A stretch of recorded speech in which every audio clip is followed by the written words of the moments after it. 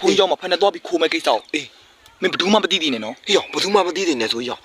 နေမျိုးတည်ပါလေနေမျိုးရောတော်မနေမျိုးတည်ပါလားဟာကွာမင်းဘယ်သူမှမသိသေးဒီမှာလုပ်ငန်းအကြီးလုံးလားစီးပွားရေးကြီးပွားရေးအကြီးလုပ်ငန်းကြီးလုံးမဲ့ကိစ္စကိုကွာမပူပါနဲ့ဟာရောအဲ့ကောင်ငါတို့နဲ့ပူပေါင်းမယ်တဲ့ဟုတ်တယ်လားပူပေါင်းမယ်တဲ့အဲ့ဒါဆိုလေထားလိုက်တော့ကွာမင်းနောက်ထပ်မင်းဘယ်သူမှမသိသေးတော့နဲ့ကွာတော့တယောက်တည်ပါဗျမင်းဘူးသိပါတော့အဲ့နေမျိုးတစ်စစ်ပြောလိုက်တာရောရွာမြောက်ပိုင်းတုတ်ကြီးတည်ပါတယ်တုတ်ကြီးကွာတုတ်ကြီးသူ့မှာတော့မင်းဘယ်သူမှမသိသေးနဲ့ဆိုတော့ငါကမင်းနဲ့လို့ကစိတ်ပြက်လေကွာ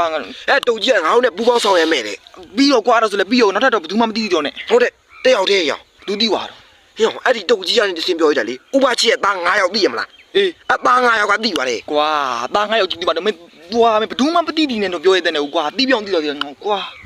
အဲ့ဒီသား9ယောက်ကငါတို့နဲ့ပူပေါင်းဆောင်ရမှာလူမျိုးတော့ကောင်းတာဗောအဲ့ဆိုလေပြီးတော့ကွာမင်းနောက်ထပ်တော့ဘယ်သူမှသိသေးတော့နဲ့ဟေ့အဲ့ဒီ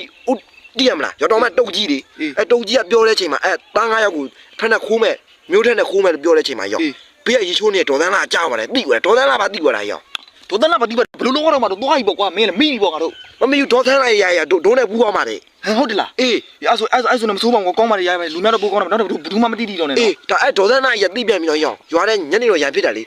ရံဖြစ်တော့ရောသူကပြောတာရောငါ့ကိုလည်းချမ်းသာတော့မှတိုးရေးတဲ့မျိုးထက်နဲ့တဲ့ဥပုံနေကြဖက်နဲ့ခိုးလိုက်ပါတယ်အဲ့လိုပြောလိုက်တာရောတရားလုံးသိပါပြီတရားလုံးသိတော့ဘယ်လိုလုပ်မှာ